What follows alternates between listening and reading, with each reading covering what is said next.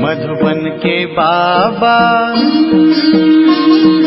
मधुबन के बाबा मुरली वाले, आपका क्या कहना, आपका क्या कहना। ओम शांति। आज 31 मार्च 2025 के साकार मधुर महावाक्य हैं। आज मीठे मीठे बाप दादा बोले, मीठे बच्चे, तुम भी पुरानी दुनिया के गेट से निकलकर शांति धाम और सुख धाम में जा रहे हो। बाप ही मुक्ति, जीवन मुक्ति का रास्ता बताते हैं। बाबा ने कहा, मीठे बच्चे, तुम अभी पुरानी दुनिया के गेट से निकलकर शांति धाम और सुख धाम में जा रहे हो। बाप ही मुक्ति, जीवन मुक्ति का रास्ता बताते हैं। बाबा ने आज प्रश्न पूछा है कि वर्तमान समय सबसे अच्छा कर्म कौन सा है। तो उत्तर में बाबा ने कहा, सबसे अच्छा कर्म है मनसा वाचा कर्मणा अंधों की लाठी बनना। तुम बच्चों को विचार सागर मंथन करना चाहिए कि ऐसा कौन सा शब्द लिखें जो मनुष्यों को घर का रास्ता माना मुक्ति का और जीवन मुक्ति का रास्ता मिल जाए। मनुष्य सहज समझ लें कि यहाँ शांति सुख की दुनिया में जाने का रास्ता बताया जाता है। ओम शांति। जादूगर की बत्ती सुना है? अलाउद्दीन की बत्ती भी गाया जाता है। अलाउद्दीन की बत्ती व जादूगर की बत्ती क्या क्या दिखाती है? वैकुंठ, स्वर्ग, सुख धाम। बत्ती को प्रकाश कहा जाता है। अभी तो अंधियारा है ना, तो अब यह जो प्रकाश दिखाने के लिए बच्चे मेले प्रदर्शनी करते हैं, इतना खर्चा करते हैं, माथा मारते हैं। पूछते हैं, बाबा इनका नाम क्या रखें? यहाँ बॉम्बे को कहते हैं gateway of India. Steamer पहले बॉम्बे में ही आते हैं। दिल्ली में भी इंडिया गेट है। अब अपना ये गेट है गेट ऑफ मुक्ति, जीवन मुक्ति। दो गेट्स हैं ना, हमेशा गेट दो होते हैं, इन और आउट, एक से आना और दूसरे से जाना।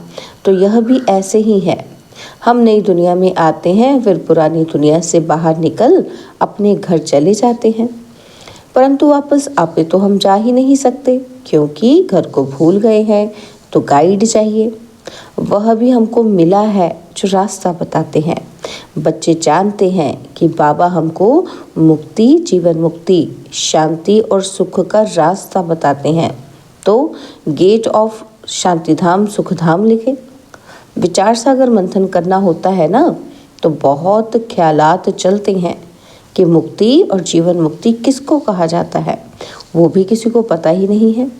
शांति और सुख तो सभी चाहते हैं, शांति भी हो और धन दौलत भी हो, वह तो होता ही है सत्युग में। तो नाम लिख दें। क्या नाम लिखना है? गेट ऑफ शांति धाम और सुख धाम, अथवा gate of purity, peace, prosperity. यह तो अच्छे अक्षर हैं, तीनों ही यहाँ नहीं हैं, तो इस पर फिर समझाना भी पड़े। नई दुनिया में ये सब था। नई दुनिया की स्थापना करने वाला है पतित पावन गॉड फादर।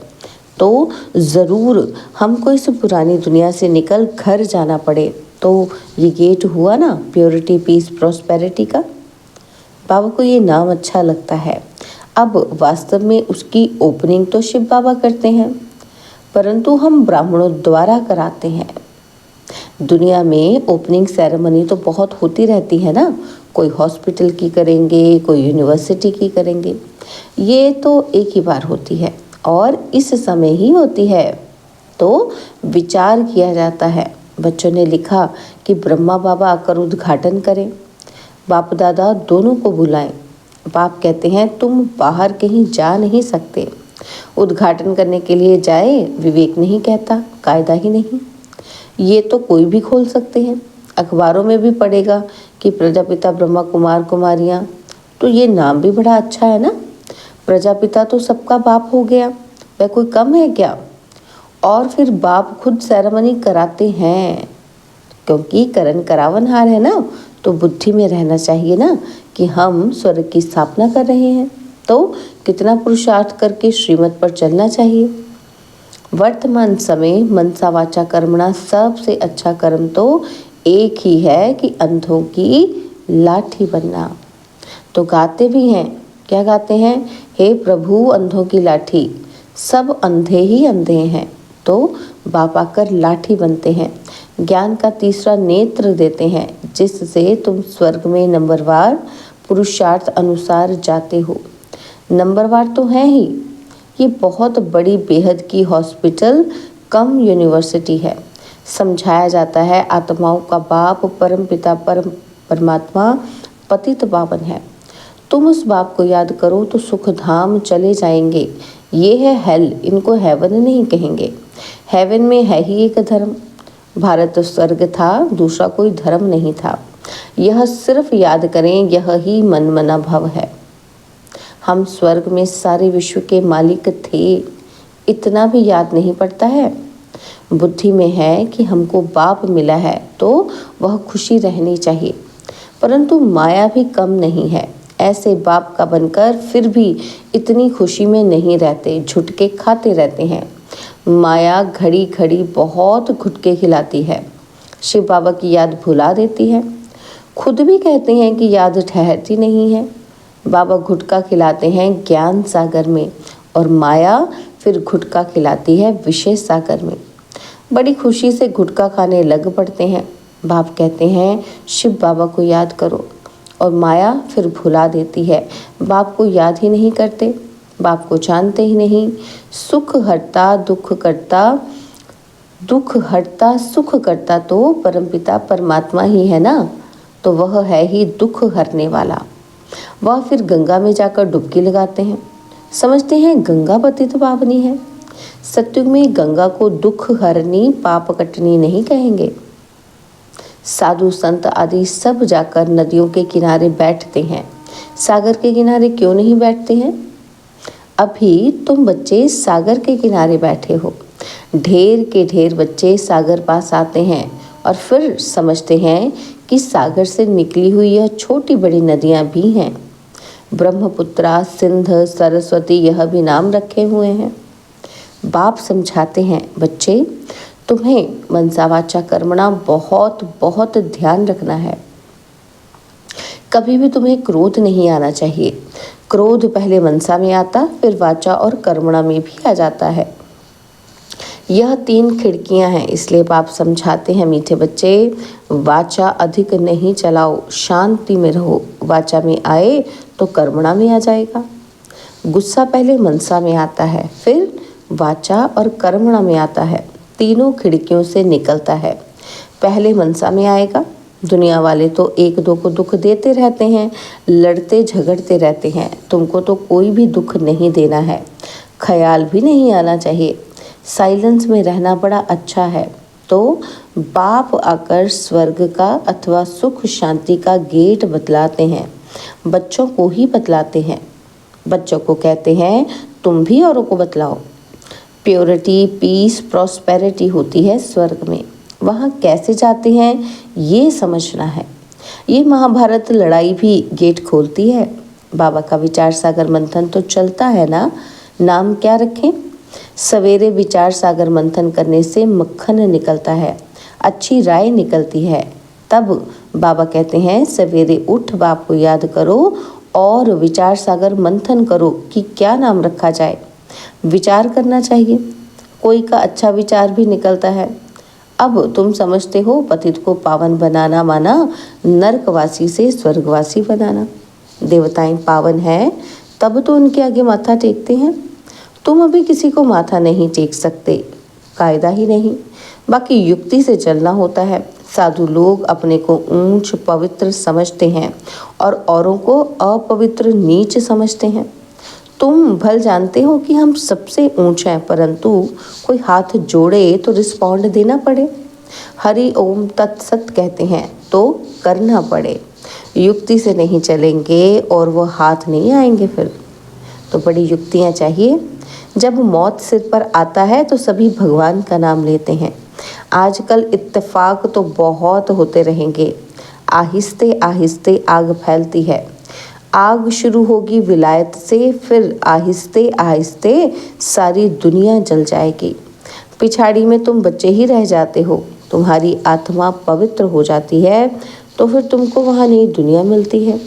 दुनिया का नया नोट तुम बच्चों को मिलता है।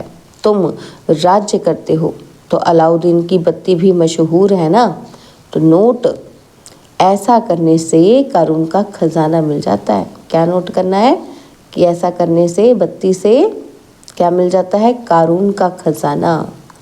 है भी बरोबर। तुम जानते हो अल्लाह अवलदीन झट इशारे से साक्षात्कार कराते हैं। सिर्फ तुम शिव बाबा को याद करो तो सब साक्षात्कार हो जाएंगे। नौथा भक्ति से भी साक्षात्कार होता है ना, तो यहाँ तुमको एम ऑब्जेक्ट का साक्षात्कार तो होता ही है। फिर तुम बाबा को, स्वर्ग को बहुत याद करेंगे, घड़ी घड़ी देखते रहेंगे। जो बाबा की याद में और ज्ञान में मस्त होंगे वही अंत की सभी सीन सीनरी देख सकेंगे। बड़ी मंजिल है। अपने को आत्मा समझ बाप को याद करना मासी का घर नहीं है, बहुत मेहनत है, याद ही मुख्य है। जैसे बाबा दिव्य दृष्टि दाता है तो स्वयं अपने लिए दिव्य दृष्टि दाता बन जाएंगे। जैसे भक्ति मार्ग में तीव्र वेग से याद करते हैं तो साक्षात्कार होता है, तो अपनी मेहनत से जैसे दिव्य दृष्टि दाता बन जाते हैं। तुम भी याद की मेहनत में रहेंगे तो बहुत खुशी में रहेंगे और साक्षात्कार होते रहेंगे। ये सारी दुनिया भूल जाए, मन मना भव हो जाए तो बाकी क्या चाहिए? योग बल से फिर तुम अपना शरीर छोड़ देते हो। भक्ति में भी मेहनत होती है तो इसमें भी मेहनत चाहिए। मेहनत का रास्ता बाबा बहुत फर्स्ट क्लास बताते रहते हैं। क्या करना है? अपने को आत्मा समझने से फिर देह का भान भी नहीं रहेगा। जैसे बाप समान बन जाएंगे, साक्षात्कार करते रहेंगे, खुशी भी बहुत रहेगी। रिजल्ट सारी पिछाड़ी की गाई हुई है। अपने नाम रूप से भी न्यारा होना है तो फिर दूसरे के नाम रूप को याद करने से क्या हालत होगी, है ना? तो बाबा कहते हैं तुमको तो अपने नाम रूप से भी न्यारा होना है, उससे भी डिटैच होना है, तो फिर अगर दूसरे को याद करते रहेंगे तो क्या हालत हो जाएगी। नॉलेज तो बहुत सहज है। प्राचीन भारत का योग जो है ना, जादू उसमें है। बाबा ने समझाया है, क्या समझाया है कि ब्रह्मज्ञानी भी ऐसे ही शरीर छोड़ते हैं शांति में बैठ के समाधि से, है ना। तो हम आत्मा है, परमात्मा में लीन होना है। लीन कोई होते नहीं है ब्रह्मज्ञानी। तो बाबा ने देखा है कि वो बैठे बैठे शरीर छोड़ देते हैं। वायुमंडल बड़ा शांत रहता है, सन्नाटा हो जाता है। सन्नाटा भी उनको ही भासेगा जो ज्ञान मार्ग में होंगे, शांति में रहने वाले होंगे। बाकी कई बच्चे तो अभी बेबियां हैं, छोटे छोटे हैं, तो घड़ी घड़ी गिर पड़ते हैं। इसमें बहुत बहुत गुप्त मेहनत है। भक्ति मार्ग की मेहनत प्रत्यक्ष होती है। माला फेरो, कोठी में बैठ भक्ति करो, दिखता है ना सबको। तो बाबा कहते यहाँ तो चलते फिरते तुम याद में रहते हो, कोई को पता ही ना पड़ सके कि वे राजाई ले रहे हैं। योग से ही सारा हिसाब किताब चुकतू करना है, ज्ञान से थोड़ी चुकतू होता है। हिसाब किताब चुकतू होगा याद से, कर्म भोग याद से चुकतू होगा। ये है गुप्त। बाबा सब कुछ गुप्त सिखलाते हैं। अच्छा, मीठे मीठे सिकिलदे बच्चों प्रति माता पिता बाप दादा का याद प्यार और गुड मॉर्निंग। रूहानी बाप की रूहानी बच्चों को नमस्ते। हम रूहानी बच्चों की रूहानी बाप दादाजी को तिलवा जान सिकवा प्रेम से नमस्ते। ओम शांति। प्यारे बाबा, मीठे बाबा, मेरे बाबा, शुक्रिया बाबा, शुक्रिया बाबा, शुक्रिया। धारणा के लिए मुख्य सार है। तो पहला पॉइंट है, मनसा वाचा कर्मणा, कभी भी क्रोध नहीं करना है। यह इन तीनों खिड़कियों पर बहुत ध्यान रखना है। वाचा अधिक नहीं चलाना है, एक दो को दुख नहीं देना है। और सेकंड पॉइंट है, ज्ञान और योग में मस्त रह अंतिम सीनरी देखनी है। अपने व दूसरों के नाम रूप को भूल मैं आत्मा हूँ, इस स्मृति से देह भान को समाप्त करना है। बाबा ने आज वरदान दिया, स्नेह के वाण द्वारा स्नेह में घायल करने वाले स्नेह और प्राप्ति संपन्न लवलीन आत्मा भव। स्नेह के बाण द्वारा स्नेह में घायल करने वाले स्नेह और प्राप्ति संपन्न लवलीन आत्मा भव। जैसे लौकिक रीति से कोई किसके स्नेह में लवलीन होता है, तो चेहरे से, नयनों से, वाणी से अनुभव होता है कि ये लवलीन है, आशिक है ना।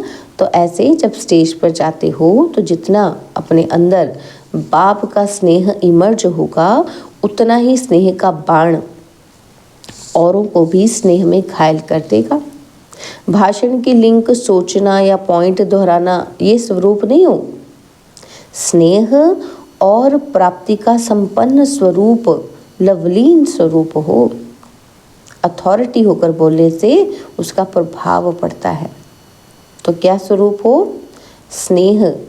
स्नेह से क्या है? संपन्नता महसूस हो, आपकी पर्सनैलिटी में दिखाई दे, है ना। तो पापा कहते अथॉरिटी होकर बोलने से उसका प्रभाव पड़ता है। स्लोगन है, संपूर्णता द्वारा समाप्ति के समय को समीप लाओ। संपूर्णता द्वारा समाप्ति के समय को समीप लाओ। ओम शांति। तो आज के अव्यक्त इशारों में सत्यता और सभ्यता रूपी कल्चर को अपनाओ। तो बाबा कहते हैं ये तो अब सब समझने लगे हैं कि ये कोई है, लेकिन यही है और यह एक ही है। ये हलचल का हल अब चलाओ। अभी और भी है, ये भी है, यहाँ तक तो पहुँचे हैं, लेकिन यह एक ही है। अभी ऐसा तीर लगाओ।